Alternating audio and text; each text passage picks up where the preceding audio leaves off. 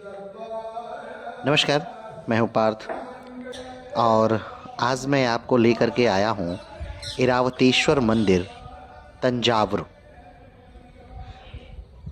इरावतेश्वर मंदिर तंजावुर जिले के कुंभकोणम क्षेत्र में स्थित 18 मध्यकालीन युग के बड़े हिंदू मंदिरों के समूह में से एक है। यह मंदिर शिव को समर्पित है। यह हिंदू धर्म की वैष्णववाद और शक्तिवाद परंपराओं के साथ साथ शैव धर्म के भक्ति आंदोलन के संतों नयनारों से जुड़ी किंवदंतियों को भी श्रद्धापूर्वक प्रदर्शित करता है। पत्थर के मंदिर में एक रथ संरचना शामिल है और इसमें प्रमुख वैदिक और पौराणिक देवता शामिल हैं, जैसे इंद्र, अग्नि, वरुण, वायु, ब्रह्मा, सूर्य इत्यादि। शिव की पत्नी के साथ पेरिस नाइकी अम्मन मंदिर नामक एक समर्पित मंदिर है। यह इरावतेश्वर मंदिर के उत्तर में स्थित एक अलग मंदिर है। बाहरी प्रांगण पूरे होने पर यह मुख्य मंदिर का एक हिस्सा रहा होगा। वर्तमान में मंदिर के कुछ हिस्से जैसे गोपुरम खंडहर में है और मुख्य मंदिर और संबंधित मंदिर अकेले खड़े हैं। इसमें 2 सूर्य घड़ी हैं, सुबह और शाम की सूर्य घड़ी, जिन्हें रथ के पहियों के रूप में देखा जा सकता है। मंदिर हर साल माघ के दौरान हिंदू तीर्थयात्रियों की बड़ी भीड़ को आकर्षित करता है, जबकि दुर्गा और शिव जैसी कुछ छवियां विशेष पूजा का हिस्सा होती हैं।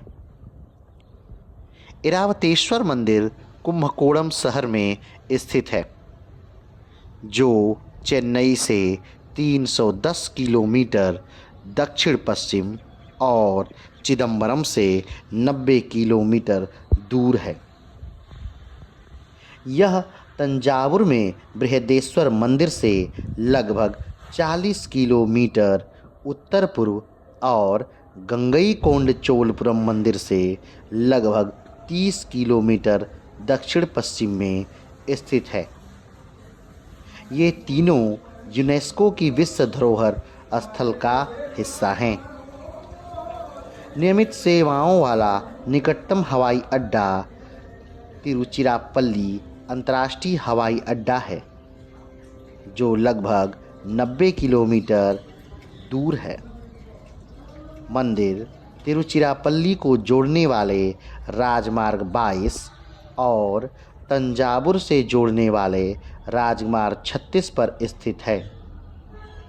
तिरुचिरापल्ली और चिदंबरम के नज़दीकी शहर भारतीय रेलवे और तमिलनाडु बस सेवाओं के नेटवर्क द्वारा अन्य प्रमुख शहरों से प्रतिदिन जुड़े हुए हैं।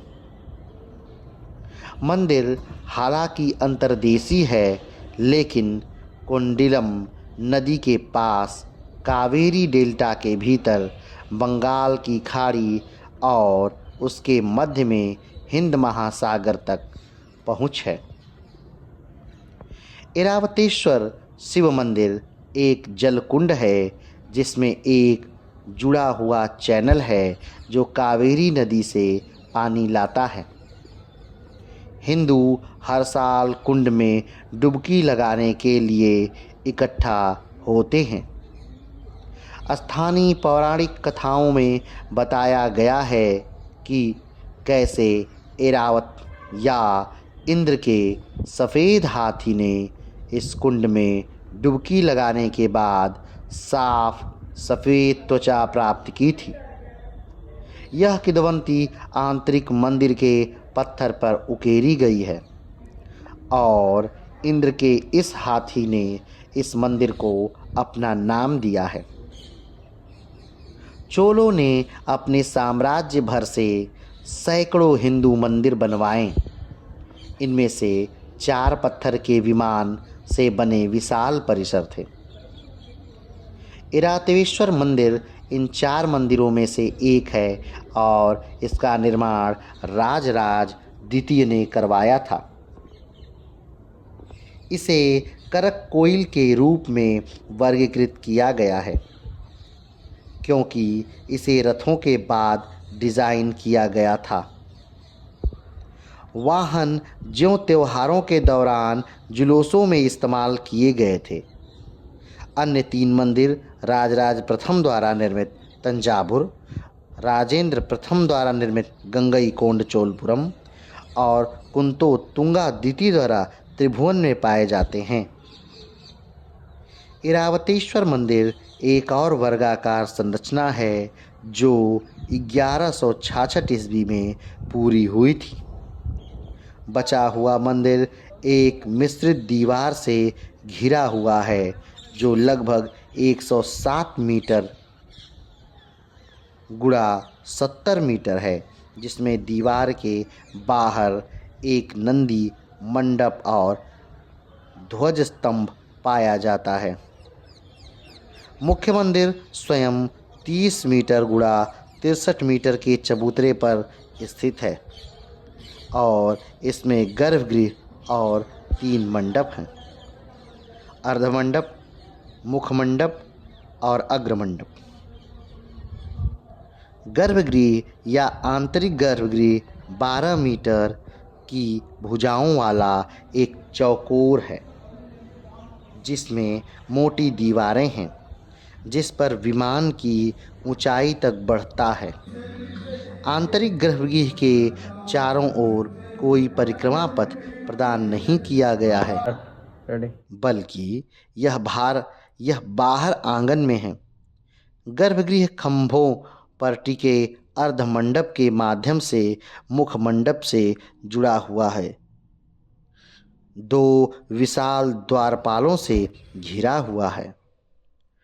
महामंडप लगभग 24 मीटर गुणे 18 मीटर का एक आयत है जिसमें दाहिने स्तंभों की 6 पंक्तियां हैं। इनमें राहतें और जटिल नक्काशी है तथा मंडप के पूर्व की ओर अग्रमंडप है जिसे राजा के नाम पर राज गंभीरन तिरुमंडप भी कहा जाता है। अग्रमंडप हाल का आकार रथ जैसा है जिसमें सीढ़ियों और घोड़ों की पत्थर की नक्काशी है। डिजाइन चिदम्बरम मंदिर के नृत्य सभा और उड़ीसा के पुरी के पास कोणार्क सूर्य मंदिर के समान है। आगरा मंडप में 7 मीटर की भुजा वाला एक चौकोर बरामदा है। इसमें अलंकृत नक्काशीदार सीढ़ियां हैं जो पूर्व से पश्चिम की ओर जाती हैं। इसके पूर्व में मुख्य पोडियम के बाहर बाली पीठम है। यह असामान्य है क्योंकि इसे जटिल नक्काशकारी बालस्ट्रेट सीढ़ियों के रूप में बनाया गया है जो एक संगीतमय नोट उत्पन्न करती है, इसलिए उन्हें गायन सीढ़ियां कहा जाता है।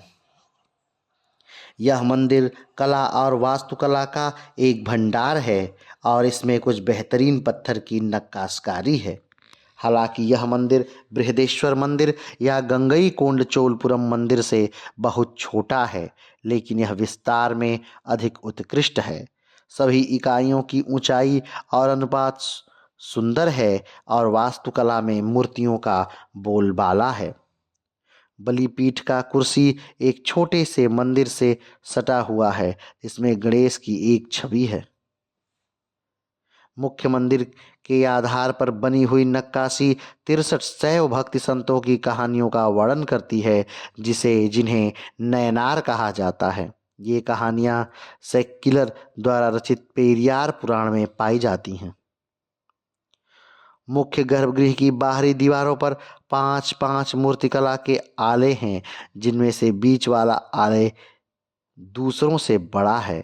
ये विभिन्न देवी देवताओं को दर्शाता है जिनमें से प्रत्येक तरफ के बीच वाले आले में शिव को अलग अलग रूपों में दिखाया गया है। अगर हम बात करें कि आप गंगईकोंड चोलपुरम मंदिर कैसे आ सकते हैं या इरा इरावतेश्वर मंदिर कैसे आ सकते हैं या बृहदेश्वर मंदिर कैसे आ सकते हैं, क्योंकि ये तीनों मंदिर ही 30 से 40 किलोमीटर के दायरे में फैले हुए हैं या सिमटे हुए हैं और ये तीनों मंदिर ही वर्ल्ड हेरिटेज साइट हैं। तो यहाँ पर आने के लिए आपको कुंभकोणम आना पड़ेगा या तंजौर जाना पड़ेगा। यहाँ से आप बड़े आराम से इन तीनों मंदिरों को घूम सकते हैं जो कि भारत की विश्व विरासत सूची में शामिल हैं। अगर मंदिर के इतिहास को देखा जाए तो मंदिर का निर्माण राजा राजा चोल द्वितीय ने कराया था। उन्होंने 1146 और 1172 ईस्वी के बीच चोल साम्राज्य पर शासन किया।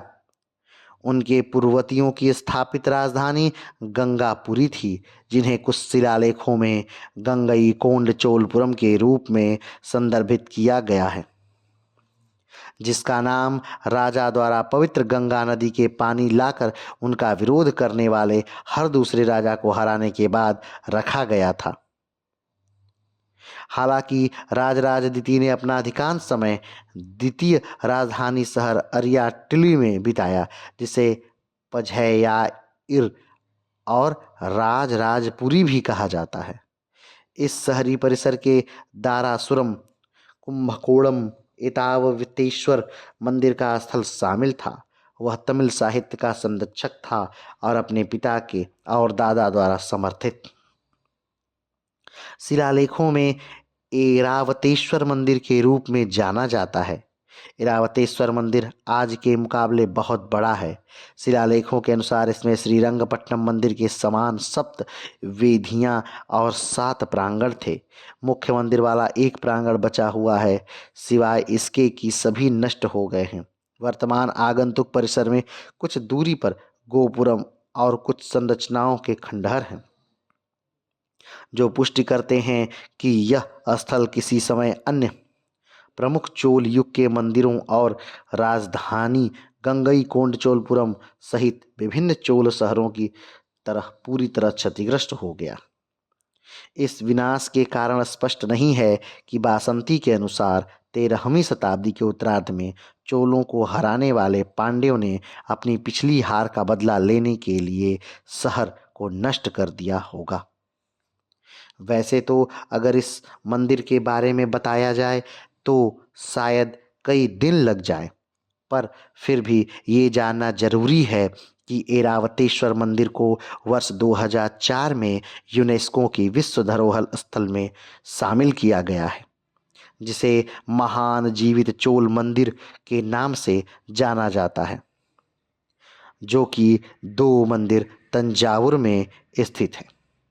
गंगईकोंड चोलेश्वर मंदिर और कुंभकोणम में ऐरावतेश्वर मंदिर शामिल हैं। ये सभी मंदिर चोलों द्वारा 10वीं और 12वीं शताब्दी के बीच बनाए गए थे और इनमें बहुत सी समानताएं हैं। तो आज के लिए इतना ही। फिर मिलेंगे एक नए वीडियो के साथ, एक नए स्थान के साथ। तब तक के लिए नमस्कार, धन्यवाद, जय हिंद।